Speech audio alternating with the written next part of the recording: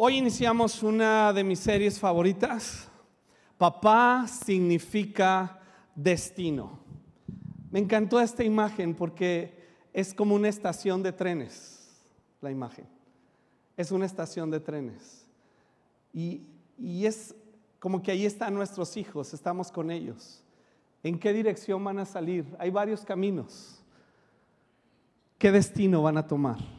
Y yo creo que no hay papá, mamá sobre la faz de la tierra en condiciones normales que no le ocupe, le preocupe cuál va a ser el destino de sus hijos. Yo creo firmemente que Dios, nuestro Padre Celestial, nos ha creado y nos ha diseñado para llegar a un destino. No solamente el destino, el cielo, la eternidad, que es lo que nos mueve y lo que nos otorga en el corazón esperanza. Pero hoy en planeta Tierra, Él nos ha dado un destino. Y este destino, esto que Él diseñó, estas obras que Él diseñó de antemano para que camináramos por ellas, este destino es bueno. Esta voluntad es agradable y es perfecta. Por eso le pusimos a la serie Papá significa destino. Y yo quiero iniciar en Jeremías capítulo 35. ¿Cuántos han oído hablar de este grupo de personas llamadas los recabitas? Digo, no es muy común en la Biblia porque realmente la Biblia habla muy poquito de ellos, pero es tan impactante lo que habla en un solo capítulo Jeremías de ellos que vale la pena verlo. Jeremías 35, capítulo 35, verso 1 y 2. Dice, este es el mensaje que el Señor le dio a Jeremías cuando Joacim, hijo de Josías, era rey de Judá. Ve al asentamiento donde habitan las familias de los recabitas e invítalos al templo del Señor. Llévalos a una de las habitaciones interiores y ofréceles algo de vino. Wow. La frase cuando Joacim, hijo de Josías, era rey de Judá, si me ponen, cuando Joacim era hijo de Josías, era rey de Judá, es para que nos demos una idea qué estaba sucediendo en ese tiempo. Para que tenga sentido el mensaje de Dios a través del profeta Jeremías, debemos comprender el contexto en el que estaban viviendo las personas a las que va dirigido este mensaje. Nos proporciona un retrato de lo que estaba sucediendo en ese momento en la nación de Israel que nos ayuda a comprender el mensaje. ¿Qué estaba sucediendo? Joacim, el rey en turno, hijo de Josías. Josías fue este rey que empezó a gobernar a los 8 años. Su hijo, dice la Escritura, simplemente no hizo lo que agradaba al Señor. Y entonces la época nos retrata a una nación y a un rey que vivían para satisfacer sus deseos egoístas. Un rey y una nación descuidada en los sacrificios hacia Dios, en la adoración. Una nación que no se preparaba para la guerra, una nación ligera en su caminar, que aceptaba cualquier tipo de influencia, y su rey, esta dinastía de reyes puestas por Dios para gobernar al pueblo y llevarlos en los propósitos de Dios, no estaba funcionando. No pudieron hacer frente a los egipcios que los sitiaron, que estaban exigiendo de ellos impuestos. No pudieron, ¿por qué? Porque no estaban preparados para la guerra. Estaban simplemente disfrutando la vida loca cuando llegaron los egipcios. De repente llegaron los babilonios. Y estos sí, como sabemos, los conquistaron, los saquearon y se los llevaron al cautiverio. ¿Por qué? Porque el rey Joacim y todo el pueblo no estaban listos para la guerra, no estaban listos para traer la presencia de Dios a sus familias. ¿Y quiénes eran los recabitas? Ya que entendemos qué estaba sucediendo en ese tiempo, ¿por qué el Señor le dice a Jeremías, ve con los recabitas? Los recabitas era un grupo seminómada relacionado con el suegro de Moisés, descendientes de los ceneos mencionados en Primera de Crónicas. Pero el punto importante de los recabitas es que no eran descendientes de Jacob. No pertenecían a ninguna tribu de Israel. Por eso el Señor no le dice, ve a tal tribu y te traes a los recabitas, porque los recabitas no venían de la descendencia de Abraham y de Jacob. No pertenecían a ninguna tribu. Entonces estos hombres legalmente no estaban bajo la promesa de Dios de bendición. Sin embargo, Dios les dice, ven y tráeme a los recabitas. Continúa en el versículo 5 el relato de Jeremías. Puse copas y jarras llenas de vino delante de ellos y los invité a beber. Pero, ¿qué dice? No aceptaron. ¿Cómo que no aceptaron? Oye, el profeta Jeremías fue por ustedes y les dijo, Dios me mandó para llevarlos al templo y que se echaran un vinito en el templo. Dijo, no beberemos vino. ¿Por qué? Porque nuestro antepasado Jonadab, hijo de Recab, nos ordenó, nunca beban vino, ni ustedes ni sus descendientes. Y siempre que he leído esto me ha tronado la cabeza porque es un reto para mí. ¿Qué influencia tuvo Recab sobre su hijo Jonadab y Jonadab sobre toda su descendencia para que ellos, su descendencia, hayan cumplido un mandato de su papá sin que su papá estuviera presente? Si no es un reto, papás, mamás. Bueno, creo que tú no, ¿verdad? Tú le dices algo a tus hijos y lo hacen rápido y siempre, ¿verdad? Bueno, estoy hablando en otro idioma. Todos batallamos con eso. ¿Cuántas veces le tenemos que decir al hijo, te dije, ¿y por qué no lo hiciste? ¿Y cuántas veces te lo tengo que decir? ¿Verdad? Un testimonio aquí. Todos batallamos con eso. Pero pasa el tiempo y estos recabitas que estaban en un ambiente de nación donde todo mundo hacía lo que le daba la gana, ligeros, les dice el profeta, vénganse al templo a echarse una copita, porque dicen que el vino consagrado sabe bien bueno. Ay, jole. Y ellos dijeron, quien lo diga, no lo haremos. Quien lo diga. Esta es la diferencia de una conciencia religiosa a una conciencia cristiana centrada en la persona de Dios y en su palabra. Porque religiosamente se pudo decir como que, híjole, pues dice el profeta, vamos al templo, es vino consagrado que nada más toman los levitas. Pues oye, pues creo que no está mal, a lo mejor se codearon y dijeron, oye, pues yo creo que si estuviera aquí nuestro papá Jonadab, pues agarraría la onda. Oye papá, pues es que el profeta, es que la influencia, es que oye, pues dijeron, Jeremías, gracias, no vamos a tomar una gota de este alcohol, porque nuestro papá nos dijo que nunca tomáramos vino, que nunca edificáramos casas y que nunca cultiváramos tierras. Tiene que ver con muchas otras cosas, pero lo impresionante es que sin estar su papá presente, ellos pudieron cumplir una instrucción, un mandato.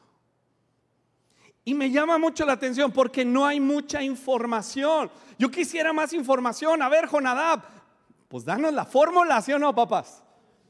Es lo que están esperando ahorita y yo no la tengo. Que dijeron, ahorita ya, ¿verdad? Pues no.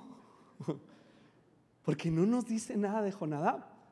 Nos dice un pequeño detalle, nada más. Si ustedes se acuerdan la escena en Primera de Reyes, cuando el Señor le dice a Elías, Elías, le dé la instrucción para que no llueva y luego para que llueva, y luego le dice que vaya y ponga en su lugar a Jezabel, y Elías no puede. Elías se va huyendo a la cueva. En la cueva dice, no puedo, ya estoy quemado.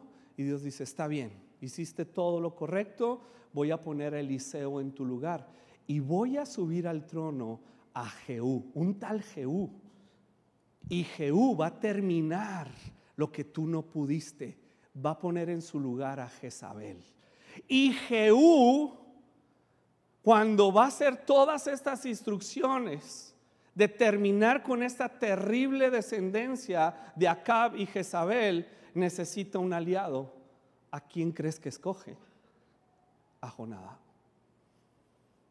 Y ese pequeño detalle de Jonadab nos indica que este hombre en algún momento, por alguna razón, tuvo un encuentro con el Dios verdadero, y ese temor santo y reverente llegó a su corazón y lo pudo transmitir a sus generaciones. Y cuando Jehú dice, te vienes conmigo porque tenemos que poner un alto a la maldad, tenemos que poner un alto a estas generaciones de reyes que no temen a Dios y han traído desgracia a nuestro país, tenemos que matar a Jezabel, te unes conmigo. Él, bajo una convicción de un Dios que conoció, dijo, yo voy contigo. Y entonces entendemos que en su casa algo debió haber hecho para que sus hijos captaran no una religión, no una serie de reglas y mandamientos, no fórmulas para que Dios te bendiga o te maldiga, no, sino que ellos comprendieron cómo un hombre se puede relacionar con Dios, cómo la cabeza de la casa puede estar conectada con Dios, con su persona, con su palabra, caminar en sus propósitos y transmitir a su descendencia ese tipo de vida. Alguien diga amén, alguien diga sí, alguien diga no.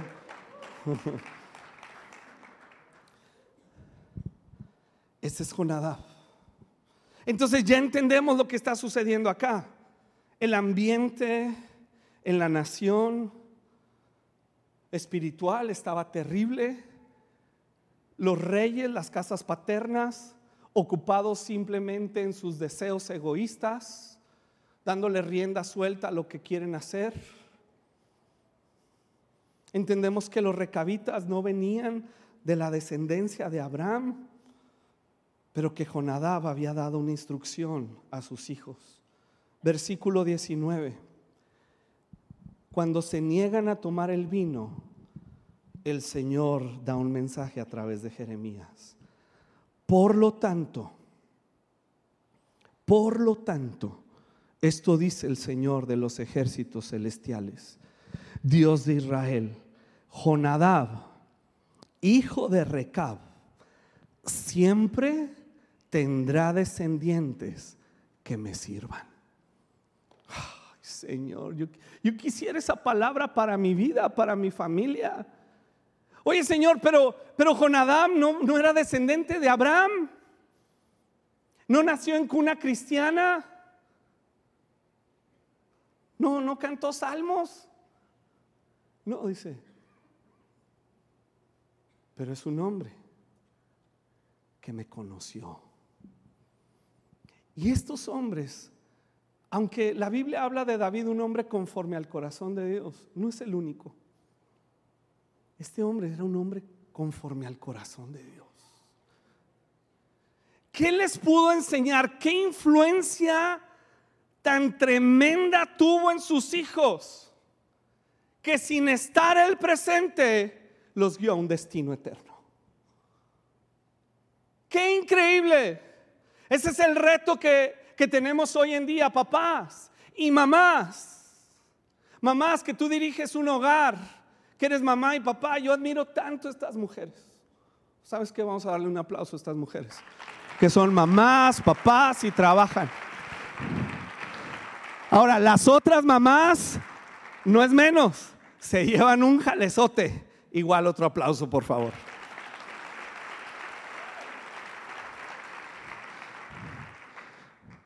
Pero qué reto tenemos por delante, porque no todo el día podemos estar con nuestros hijos. No podemos encerrarlos en una burbuja. Pero ¿cómo puedo transmitirles paternidad para que lleguen a su destino sin que yo esté presente? Ese es el mayor legado que podemos dejar a nuestros hijos. Y Dios nos habla de su paternidad. Dios nos ha dado un modelo de paternidad. Isaías nos dice que es un Padre eterno. Jeremías nos dice que nos ha amado con amor eterno. El libro de Efesios nos dice que nos ha dado un destino eterno. Entonces, de nuevo, nuestro Padre eterno nos ama con amor eterno y nos ha dado un destino eterno. Y luego Génesis nos dice, vamos allá a Génesis 1:27, dejando un poquito la historia de Jeremías con Recab y Jonadab.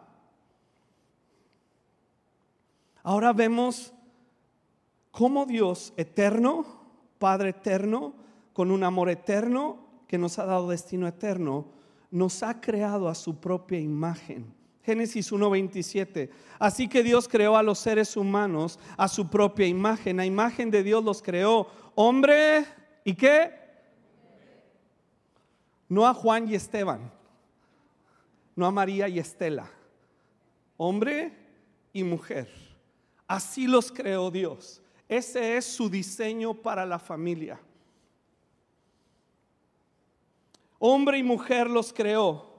Luego Dios los bendijo con las siguientes palabras: sean fructíferos y multiplíquense, llenen la tierra y gobiernen sobre ella. Sean fructíferos, multiplíquense, extiendan la imagen que yo les he dado de un Padre eterno que ama con amor eterno y que les ha dado destino eterno. Ese es el reto que debemos transmitir a nuestros hijos. ¿Por qué? Porque somos personas que han recibido este amor, esta paternidad y este destino.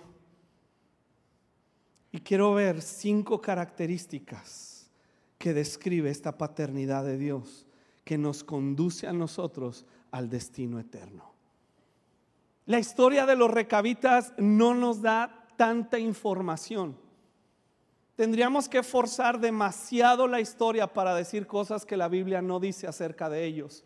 Pero el solo dato de Jonadab luchando con Jehú contra Jezabel nos indica las convicciones, la relación que tenía con el Dios verdadero de Israel.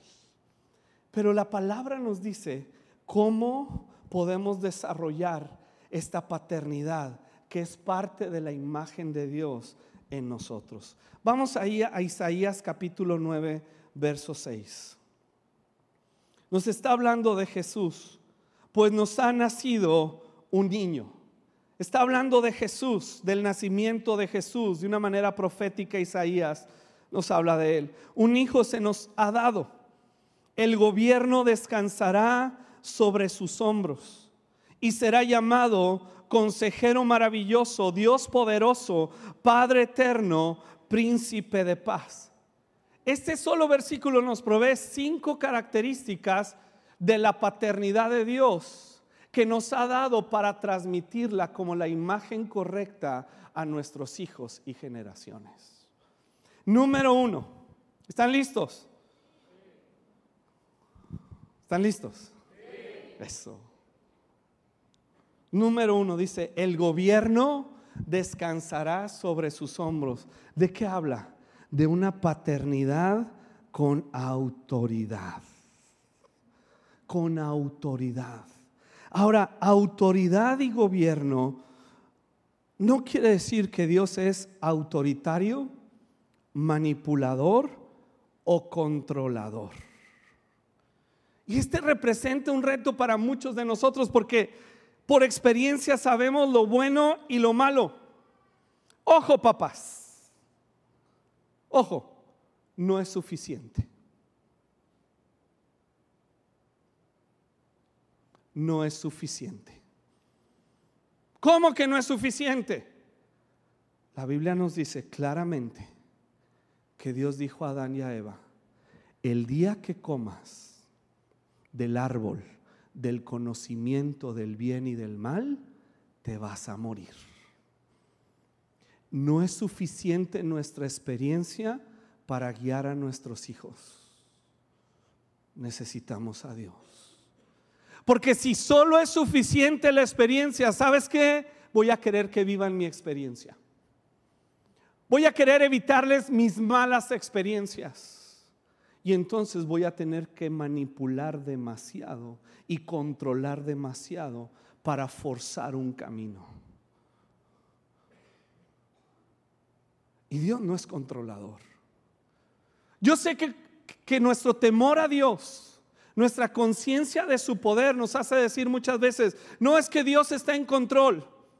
En un sentido sí, pero Dios no es controlador. ¿Por qué? Porque hay muchas cosas que suceden en la vida donde tú te das cuenta que es obvio que no fue la voluntad de Dios. Y luego tenemos que darle otra explicación a esa teología. Y luego otra explicación para tapar el otro hoyo. Y luego hacer otro hoyo para tapar este otro. Cuando es muy sencillo, Dios me creó a su imagen y me creó a su semejanza. Y como autoridad me dijo claramente: come del árbol de la vida. El día que comas del árbol del conocimiento del bien y del mal, mijito, aunque te amo, aunque me puede mucho, vas a morir. Y cuando comieron, sí murieron. Y Corintios nos dice que el pecado entró a toda la raza humana desde el día que Adán y Eva cayeron. Entonces Dios no es que me controla y me manipula. Y Él, imagínate, en su sabiduría, en su conocimiento pleno de la eternidad pasada a la eternidad futura, sabiendo todos los eventos, sabiendo mi condición, sabiendo sus buenos planes, y yo yéndome por otro lado. Imagínate, no lo veo a Dios desesperado y ay, ¿qué hago? Y lo que hace Dios es que su Espíritu Santo me convence, me guía la palabra. Su Espíritu Santo me habla a través de ella, me convence en mi conciencia. Pero Él renuncia a controlar vidas, porque gobierno no es control. Gobierno es provisión. Te voy a proveer todo lo que necesitas para llegar al destino eterno que Dios ha diseñado para ti. Eso incluye corrección, por supuesto, pero no es una ley de castigo, de merecimientos. ¿Por qué? Porque de nuevo Dios no nos trata así, pero sí nos gobierna. Él nos habla claramente, dice: al final del día, esto es lo que va a suceder, mi hijo, porque yo soy el que gobierno, tengo sobre mis hombros esta responsabilidad. Y entonces, papás, mamás, tenemos esta responsabilidad, descansa sobre nuestros hombros. Para lograrlo se requiere que estemos presentes. Si deseamos gobernar la vida de nuestros hijos, necesitamos estar presentes en sus vidas. Se requiere tiempo, se requiere dedicación, se requiere sacrificar los deseos egoístas, comodinos, para decir: va con mis hijos. ¿Por qué? Porque yo tengo el gobierno que descansa sobre mis hombros. Y a veces veo a mis hijos que tienen que tomar decisiones, y en las diferentes etapas en las que vas transitando con ellos, sabes que las decisiones son más complejas. Y ahora las decisiones en la etapa de jóvenes los van a llevar a un destino que va a determinar su futuro por los siguientes 15, 20, 30 años.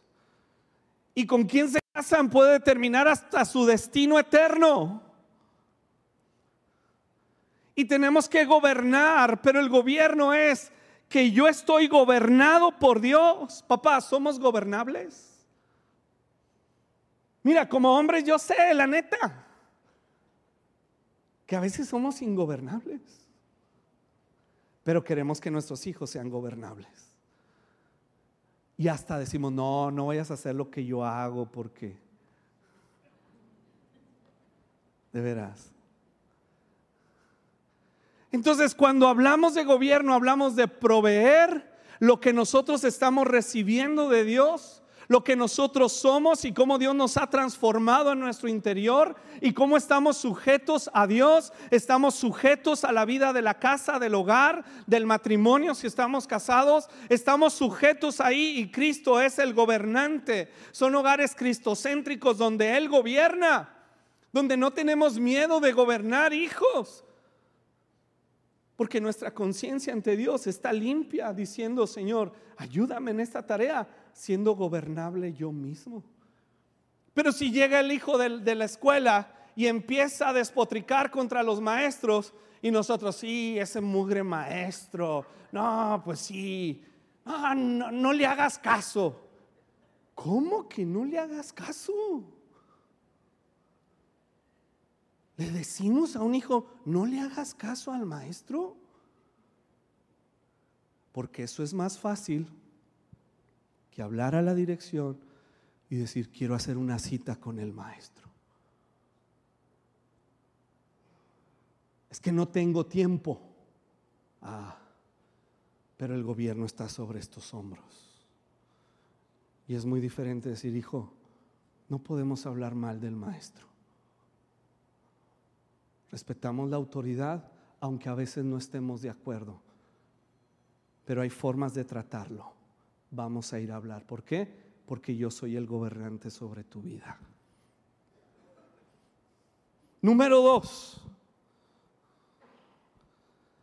Dice, consejero maravilloso. Es una paternidad con sabiduría. Estamos desarrollando paternidad con autoridad, ahora paternidad con sabiduría. Proverbios 9:10 nos dice, el temor del Señor es la base de la sabiduría y conocer al santo da por resultado el buen juicio. El temor de Dios es estar consciente de su presencia y de sus atributos. ¿Quién es Dios? Wow, yo estoy conociendo quién es Dios a través de su palabra. Vengo a la iglesia, percibo su presencia. Esa es una parte del temor de Dios. Pero conocer al Altísimo habla de relacionarme con Dios.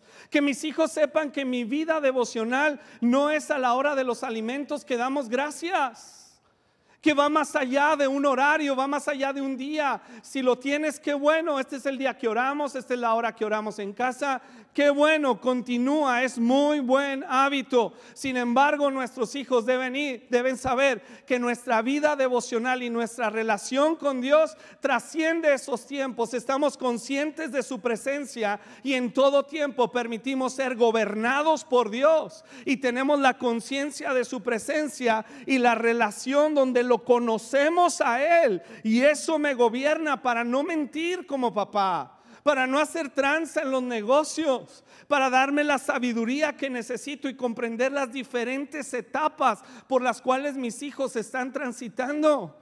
Y necesito esta sabiduría. ¿Por qué? Porque yo soy el gobernante. No se lo puedo dejar a un maestro, no se lo puedo dejar a un maestro de escuela dominical en la iglesia. Se lo puedes dejar al pastor. Está sobre mis hombros. Yo gobierno, pero no manipulo. Me encantó un testimonio de una persona. ¿Se acuerdan que tuvimos el fin de semana pasado el evento de adolescentes? ¿Cuántos papás enviaron a sus adolescentes, a su adolescente? Wow, hubo algo que pasó la primera noche que me contaron. Yo no estuve, sinceramente, pero creo que cambió la dinámica completamente del retiro. Y creo yo que fue lo que utilizó el Señor para abrir el corazón de los muchachos para lo que seguía. Los maestros, los que llevaron a cabo este evento, lo hicieron con tanta excelencia, estuvo súper bien. Pero la primera noche fue Miguel Pla, ¿lo conocen? Y Miguel les dijo algo que yo la verdad no se me hubiera ocurrido.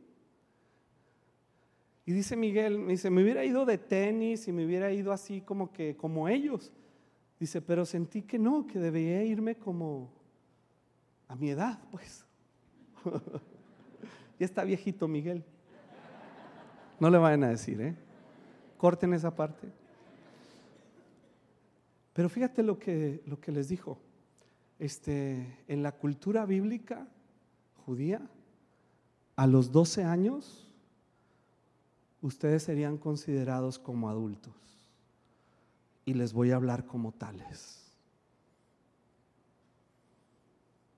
Los jovencitos, su reacción fue como que alguien nos está tratando con dignidad. Cuando la reacción común cuando nos enojamos, papás, pues que te dije, tengo que hacer yo todo, dámelo porque tú no lo haces bien. Y regaño tras regaño, ese no es gobierno, ese es desquite, esa es frustración que transmitimos a nuestros hijos. Y luego ven a Dios como un Dios frustrado que se desquita. ¿Y cómo van a reaccionar ellos cuando la autoridad honra? Honra a sus maestros, honra a sus autoridades. Papás, honras a su mamá. Mamá, honras a su papá. Porque ¿con qué autoridad gobernamos si cuando no está uno de los dos papás en la casa? No, hombre, es que tu mamá. Órale. No, hombre, es que tu papá. Te quiero decir lo que tu papá. Perdón lo que diga, pero estás desgraciando la vida de tu hijo, de tu hija. Ellos no son nuestros consejeros. No tienen la capacidad, no tienen ni la experiencia y los estás sometiendo a un abuso cuando tú estás hablando mal de su papá o de su mamá. Pierdes autoridad. Y entonces después, obedéceme. No, tú no respetas la autoridad. Cuando vamos tardes de la mañana a la escuela, te pasas el alto. Bueno, aquí nadie.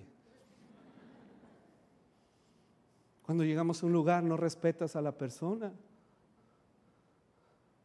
¿Me estás hablando que yo te respete a ti la autoridad?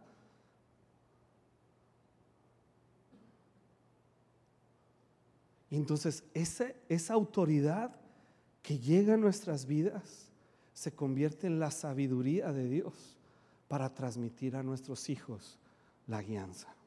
Vamos adelante para terminar. Después de paternidad con sabiduría viene Dios poderoso. ¿De qué nos habla? De paternidad protectora. Proteger a nuestros hijos. Hace 15 días hablé sobre este hombre Lot, ¿se acuerdan? Él no pudo proteger a su familia. ¿Cómo es posible que en el momento crucial él dijera a unos hombres: no, aquí les voy a sacar a mis hijas, hagan con ellas lo que quieran? No. Nosotros somos protectores. ¿A qué se refiere eso? A que proveemos ambientes donde ellos pueden desarrollar el temor del Señor y relacionarse con Dios. Esto es proteger. Sí, en la noche, papá, pues te aseguras que esté cerrada la puerta, te aseguras que el auto esté bien en los frenos. Sí, eso es proteger. Te aseguras que no vayan en la noche a un lugar no debido. También eso es proteger. Pero de donde nos protege Dios es que su Espíritu Santo nos guía en sendas de justicia. Quiere decir que nosotros guiamos a nuestros hijos en sendas de justicia. Tal vez es contrario a lo que la sociedad en la que vivimos, como en la que vivían los recabitas con Joacim, decía. La sociedad tal vez dice que tienen que hacer esto, ir allá, pero esa es una senda de justicia. Te va a llevar a cumplir el destino, porque yo soy el que gobierno. Es que no quiero, papá. Híjole, yo lo entiendo cuando un hijo te dice con lágrimas en los ojos, no quiero. Y cuando las lágrimas en los ojos es, no quiero ir a la iglesia, no me fuerces. Híjole, se te destroza el corazón. Y tú estás pensando dentro de ti, hijo, es que es la senda de justicia. No es en sí la iglesia, es que quiero demostrarte que los caminos de Dios son agradables y perfectos. Y yo me acuerdo cuando yo estaba así con mi papá, a lo mejor lo he dicho,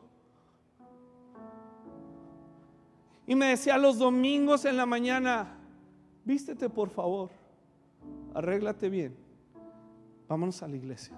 Es que no quiero, es que no me gusta. Papá, se acerca la gente a saludarte en la iglesia y no me gusta que me saluden. Entonces yo me paro y ¿por qué ahora tienes tanto saludador ahí enfrente, verdad? Pues para que vean lo que se siente. Y yo me paraba ahí atrás, no como los de producción, ellos están trabajando, sino en una actitud arrogante, prepotente. Y lo he dicho, me acuerdo de un amigo que amo, que me ayudó los primeros pasos en Cristo, que se acercaba y me abrazaba y yo decía, ya viene este otra vez.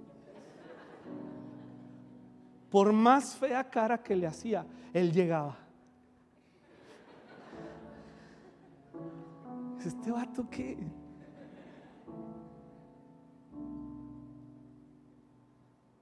Y me decía mi papá, por ahí vamos a caminar. Sé que no te gusta. La verdad tuve un excelente papá. Ya hace años que no está conmigo, hace 19 años que partió con el Señor. Pero lidió tanto conmigo en un tiempo. En esos mismos días él me recogió en una ocasión de la calle. Totalmente borracho, ido, mal.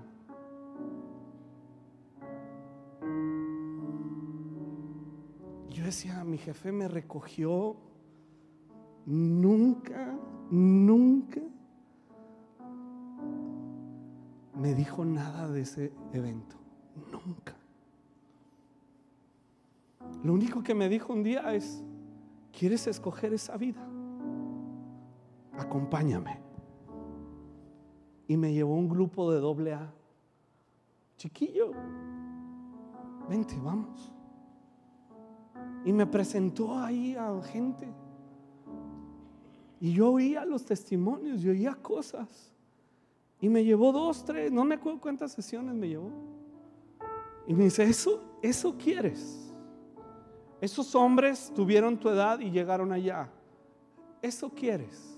Decía, pues no, pero tampoco quiero ir a la iglesia. No hay un término medio.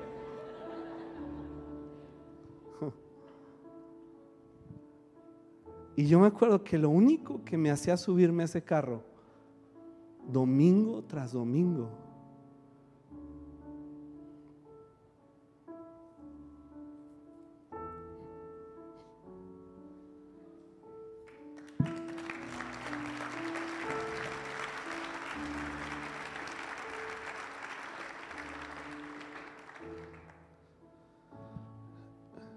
era el siguiente punto,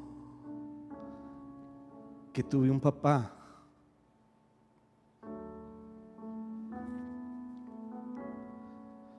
incondicional.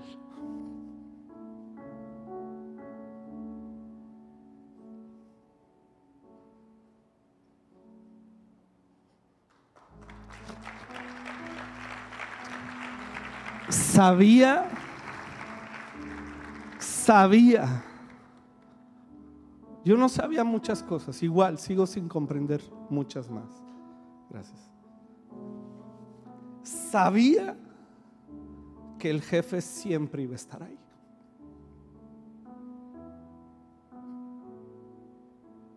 Sabía.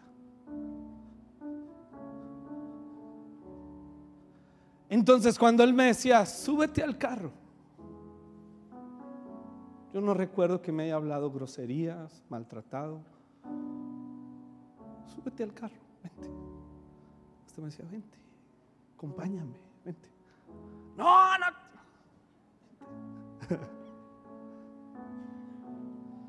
Y entonces un día, ahí atrás, pasé un poquito más para adelante y me senté en una zona por ahí. Y el Espíritu Santo me tocó. Este es el siguiente punto: paternidad incondicional.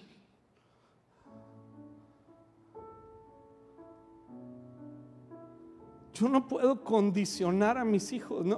No hay algo que tú hagas para que yo te ame más o te ame menos. No hay nada que tú puedas hacer. Yo sé que cada quien tenemos nuestra forma de gobierno en casa, en lo personal, y es muy personal. No le impongo ni digo que es así la Biblia, aunque tengo mi base. Es que no doy premios a mis hijos. He evitado dar premios. Tienes que ir a la escuela y sacar una buena calificación y comportarte bien. ¿Por qué? Porque nos honramos entre nosotros, porque nos amamos. Y si necesitas algo, te lo voy a comprar porque lo necesitas, pero es en un ambiente de honra, de respeto, de tolerancia.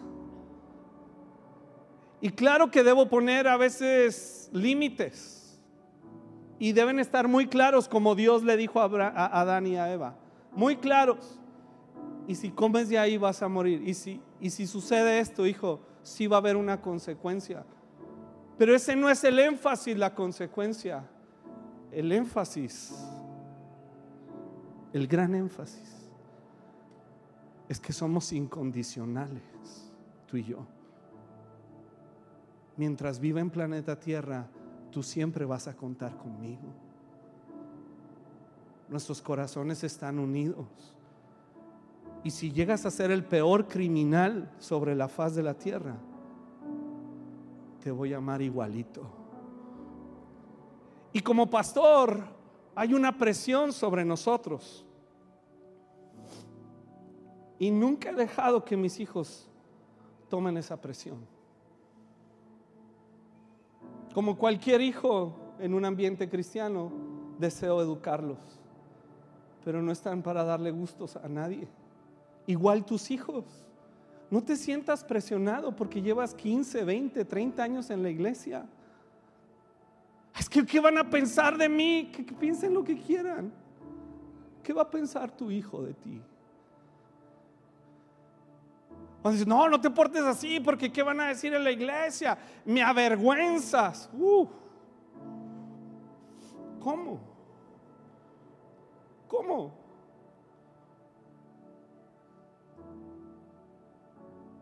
Porque cuando Dios me tomó, Él no me dijo, y de aquí en adelante ya que te salvé, te portas bien para que no me avergüences. Me recibe cada día y cada día. Y su misericordia es nueva cada mañana. Y me renueva y me restablece y me anima y me lleva por su Espíritu Santo y me muestra que hay un camino más excelente del que yo creo y por el cual estoy transitando. Y abre mis ojos y me dice, ven acá, hay algo más, hay algo mejor. Eres mi hijo, no me avergüenzo de ti. Eres mi amado, eres mío, yo te cuido. ¿Por qué? Porque es incondicional. Y termino.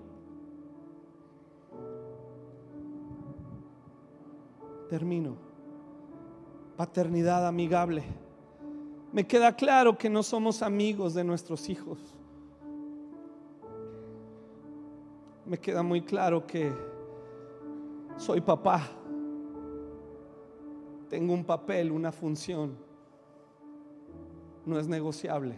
Está muy clara y muy bien definida. Pero puedo tener una paternidad muy amigable. Muy amigable. Ellos comprenden. Es mi papá. Hay respeto, hay honra. Pero cuando dice amigable, y Dios es amigable con nosotros, aunque es Dios, no lo trato, no, pues como yo y Dios. No, Él es Dios, pero es muy amigable. ¿Qué quiere decir? Que mis hijos entonces tienen la confianza de decir: estos son mis pecados, estos son mis fallas, estos son mis luchas y mis temores, y nada más te los puedo decir a ti, como yo nada más se los puedo decir a mi papá celestial. Y ahí es donde el gobierno, la sabiduría, la protección, el ser amigables. Vienen los hijos y dicen: mi papá puede escuchar, sé que no va a haber juicio, puede haber consecuencias, porque sí me hablaron claramente de ellas, pero no hay un castigo desmedido, un desquite y una vergüenza, el casco de la vergüenza. No. Yo puedo ir, tengo la confianza de que voy a ser abrazado, voy a ser corregido, voy a ser amado, voy a ser restituido, voy a sentarme en la casa, en la mesa con mi papá a un lado, y no ha sucedido nada en mi relación con él, porque es incondicional. Pero es tan amigable que tenemos la confianza de abrirnos los corazones, la confianza de decir: mi hijo, esto es lo que está sucediendo. Y el hijo puede decirme lo mismo.